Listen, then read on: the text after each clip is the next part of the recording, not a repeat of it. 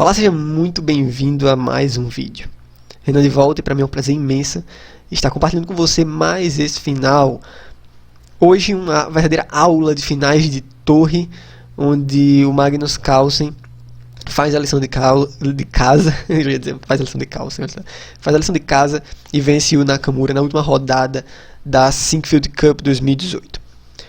Em condições normais, provavelmente você deve olhar para essa posição e pensar, poxa, mais uma vitória normal do Carlsen, né? Carlsen joga muito bem finais, beleza. Mas as condições da última rodada deixam esse jogo ainda mais interessante, deixam esse final ainda mais bonito.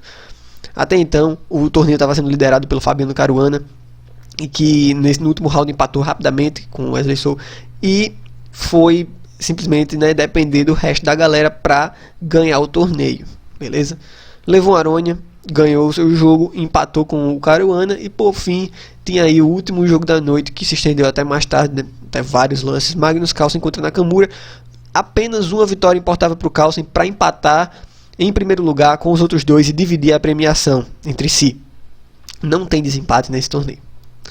E o que acontece? Apenas uma vitória importava para o Carlsen. Deixa eu só te mostrar que é muito interessante essas posições. Olha só, no lance número 36 a posição estava assim, material igual, o jogo se encaminhando para um final de peças pesadas, porém com as brancas um pouco mais ativas. Claro, as brancas principalmente com a meta de tentar atacar esse peão. Percebe? Aqui no lance número 45, né, as brancas já estão alinhando as suas forças contra o peão de A7, se você perceber bem. A gente vai dar um pulo enorme lá para o lance número 74, beleza? Onde as damas já foram embora do tabuleiro. E aí você tem um final de torres onde as brancas, né, conseguiram de fato ganhar aquele peãozinho lateral ali das negras. Porém ainda é bastante complicado. A vitória precisa, para a vitória vir, né, para as brancas lutarem por uma vitória, elas têm que jogar um jogo muito, mas muito preciso. E além disso tudo, apela também para a criatividade. A ideia que o Carlsen teve foi muito interessante. Vamos lá dar uma olhada? Olha só. O Carlsen percebe que para vencer ele vai ter que ativar o rei dele. Se o rei dele ficar ali embaixo, ele não vence, óbvio. O rei é uma peça fundamental no fim de jogo. Se você está chegando agora, se você já está aqui há algum tempo, eu friso demais esse ponto em todos os nossos vídeos de finais, a importância do rei. Então vamos embora trazer o rei para o jogo.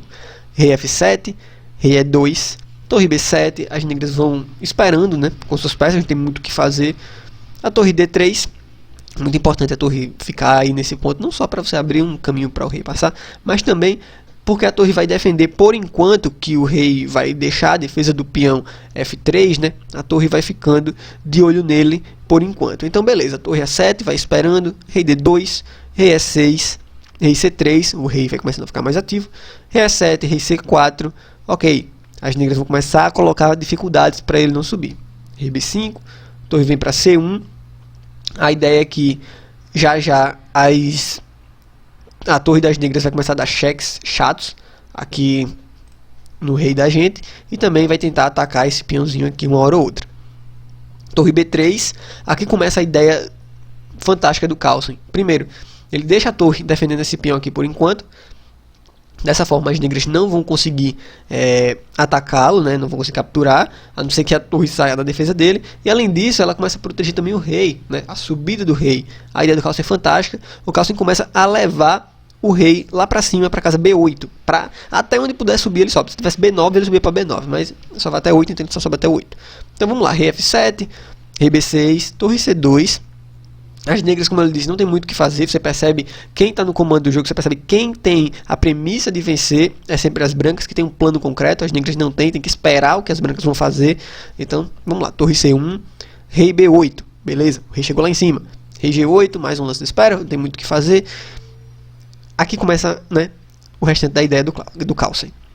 Torre B6, ataca o peãozinho em F6, certo? Então rei G7 defendendo. E aí, agora é interessante, você vai começar a entender por que o rei foi parar lá em cima, né? Pouco a pouco subindo. E aí você vai começar a entender. Torre B7 é o primeiro lance, é um cheque bastante chato. Aqui as negras têm que tomar uma decisão de voltar para a última fileira ou de subir para a casa H6. No jogo, o rei voltou para G8. Deixa eu te mostrar rei H6, que não aconteceu na partida, mas que também é interessante, uma linha interessante, né? As negras, nesse caso, vão ficar bem ruins por causa do lance torre F7, atacando o peão em F6. A única forma de defender é trazer a torre de volta, porque o rei está parado, né? Não tem muito o que fazer. Depois disso, aí tá uma das premissas do lance rei B8, né? As brancas podem atacar a torre das negras com o rei B7, mesmo que elas corram, o rei volta, e aí, mesmo que elas voltem para lá, rei D7, torre B6, rei E7, a ideia é atacar o peão com as duas peças, né? E aí, se esse peão cai, os outros dois vão cair com o tempo, e vai ser horrível, mas horrível mesmo, para as negras estão perdidas, né? Se as negras começarem a dar cheques com a torre, por exemplo, né? Dar cheque nessas duas casas, o rei basta se esconder aqui, não aqui, né? E aí capturar o peãozinho em F6 depois, ok? E aí as negras estão perdidas. Seguiu o rei G8, talvez a melhor forma, né, que o Nakamura achou.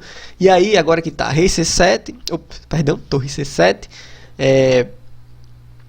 oferecendo a troca de torres. Claro que seria horrível para o Nakamura trocar as torres, então ele dá um cheque, o rei volta para C8. Outro ponto, você leva as suas duas peças até o ponto máximo, porque você vai começando a trazer o rei para o jogo, né, para o ataque, para justamente ir atrás desse peãozinho aqui, e a sua torre vai servindo de barreira para ele. Então, temos torre B3, as negras vão tentar ao máximo também conseguir um certo contra-jogo, né, tentar conseguir alguma coisa, e as brancas vão de novo se manter fiéis ao plano. Rei D7, torre toma um peãozinho em F3, rei E6. Ok, aqui tem que ter muita atenção. Olha só que interessante. Torre F4 é o lance que o Nakamura decide jogar. Ele se mantém de olho nesses dois peões e, além disso, dá uma defendida no peão de F6 também para o rei das brancas não capturar. Aí você pensa, beleza, Renan, até aqui material igual e tal, mas como é que as brancas fazem progresso nesse caso? Será que o Carlsen fez progresso mesmo? Pelo que eu tô vendo aí, vai cair peão das brancas e tal. Será que tem progresso mesmo? Tem, devido a um único lance bonito, fantástico, legal demais, H6. Bonito, né? Peãozinho lateral ali, que estava sendo até então um peão a mais, né? Peãozinho lindo, fantástico. Tem as condições ideais para começar a avançar. Esse lance, né, é muito massa. E aí a vitória das brancas está garantida justamente por causa desse lance H6, né? Ok, o Nakamura decidiu jogar rei H8 esperando, mais uma vez, tem muito o que fazer da vida, né? Você vai perceber que com mais um lance na frente a gente vai mostrar as possibilidades de tomar um desses dois. Seria horrível, tá? Mas vamos lá, olha só. Percebe que por causa desse rei H8, as brancas não podem fazer o que elas queriam fazer, que vai ser o que elas vão fazer no próximo lance. Ficou meio confuso? Eu vou te explicar. Olha só. As brancas querem que o rei negro esteja nessa mesma posição, só que em G8, tá? Para elas poderem dar um cheque com a torre quando elas vierem para cá. Só que como é que elas vão forçar ele a fazer isso? Com um zugzwang. Você já ouviu falar nesse termo? Zugzwang é você fazer um lance de espera. Nesse caso, as brancas jogaram torre B7. Não muda muita coisa na posição, né? O que a torre estava fazendo em C7, ela faz em B7. Porém, agora dá o lance às negras, né? E aí, o que é que elas vão fazer da vida? Para dar o lance às negras, né? Elas vão ter que mexer o rei, né? Que é de fato o que acontece na partida. Por quê? Porque se elas tomarem um dos peões, aí a gente vai ver agora por que não foi tomado um dos peões antes, tá? Porque aí voltaria àquela mesma posição. Olha só. Se ela toma o peão em G4, por exemplo, a premissa é jogar rei F5 atacando a torre, trazendo o rei para o jogo. Se a torre vem para casa H4, que é uma das únicas, ela pode ir para qualquer casa, mas vamos lá. Torre H4, atacando o peãozinho. O rei defende e, além disso, cria ameaça de mate inevitável, né? Vai seguir o mate no próximo lance na casa B8. Ok. A gente já viu que torre G4 é horrível. Se a torre toma em E4, por exemplo, de novo, rei F5 é a chave, né? Atacando a torre das negras, e depois de torre A4. Por quê? Porque se você manter a torre em qualquer outra casa que não dê para voltar para a última fileira, né? De novo, quando você jogar rei G6, vai ter mate inevitável, né? Se ela não puder, por exemplo, voltar para a última fileira. Então, aqui ela se mantém com o olho na última fileira, porém agora o rei não precisa jogar rei G6, né? Mas sim tomar o peão em F6, o próximo passo vai ser tomar esse peãozinho aqui, e aí fica um final teórico, vencedor, onde as brancas têm 2 peões contra 1, esses 2 peões conectados, né? Inclusive não é tão difícil também de capturar esse peão aqui, então as brancas ficam com um final totalmente vencedor com esses 2 peões a mais. Deixa eu te mostrar o que aconteceu na partida, de fato. Seguiu o rei G8 na partida, né? O rei volta para casa G8 e aí as brancas têm condições de continuar o seu plano vencedor, que é de fato jogar o lance torre G7 com cheque. Agora sim, o rei está na posição ideal, em que agora rei H8, rei F7 confina o rei de vez e não tem muito o que fazer, né? O rei está próximo de ir para casa G6. Seguiu torre toma em E4, levando mais um peão na conta. Mas aí rei G6 de novo. A ideia é que trazer a torre para uma dessas casas e dar mate, né, em seguida. Por isso que não dá para você tomar. Se você tomar, leva a torre A7 com mate inevitável, né? Isso é meio óbvio. Torre A4 foi o último lance do Nakamura, porque depois de torre H7 cheque, o Nakamura abandonou a partida. O Carlsen levou a partida no lance número 97. Por que que o Nakamura abandonou a partida? Vamos lá, se você não está conseguindo ver, a gente vai até o final. Olha só, por quê? Vamos dar uma olhada. Rei G8, único lance, né? Não tem muito o que discutir. O lance a se vencer a torre E7, ameaçando mate no próximo lance aqui, certo? Duas opções. Ou você traz a torre de volta, né? Aí o rei toma aqui em F6 e não tem muito o que fazer. A torre das negras tem que ficar na última fileira, então torre B8, lance de espera, rei toma em G5, esse peão aqui cai também e a gente chega naquele mesmo final com 2 peões a mais, ok? Tudo certo. Se depois de torre E7 seguir rei F8, que não é obrigado a jogar torre E8, né? Rei F8 evita o mate nesse lance, torre F7 cheque, é possível dar um cheque, depois que o rei vem para E8, H7 e vai ter uma promoção inevitável, né? No próximo lance com mate, então é por isso que depois de torre H7 cheque, o Nakamura abandonou a partida. Final fantástico, mais uma vez muito bem jogado por parte do Carlsen, que foi até o final. Inclusive ele disse depois do jogo que, transcrevendo, ele disse: eu senti que devia continuar o jogo, né? Porque apenas uma vitória importava. E aí quando ele venceu, ele disse que isso era ótimo, né? Porque de fato, não só pela vitória, por dividir o primeiro lugar, mas ele disse que isso faz a diferença entre um torneio medíocre e um bom torneio, né? Então é interessante aí ver o Carlsen feliz por ter vencido, mas por ter de fato ido até o final, né? Persistido e ter mostrado que não tem nada muito impossível, né? Você pode ir lá persistir, compensa às vezes ir lá até o final, não desistir. E aí acabou dividindo o título em primeiro lugar com o Aronian e com o Caruana.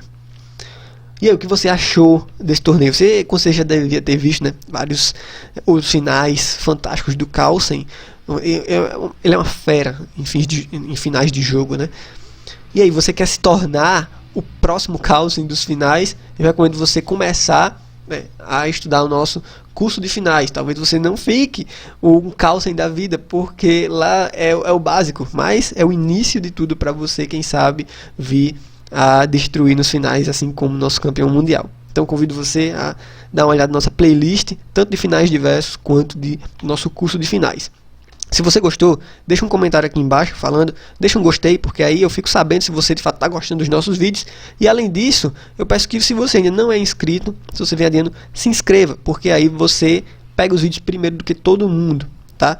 E aí você também não perde nenhum deles. Já vi muita gente dizendo: ah, Renan, eu não estou recebendo os vídeos. Tem que se inscrever e clicar no sino, ok? No sininho, porque aí você recebe todas as notificações, você não perde nada do que a gente postar. Forte abraço e a gente vê muito em breve no nosso próximo vídeo. Valeu!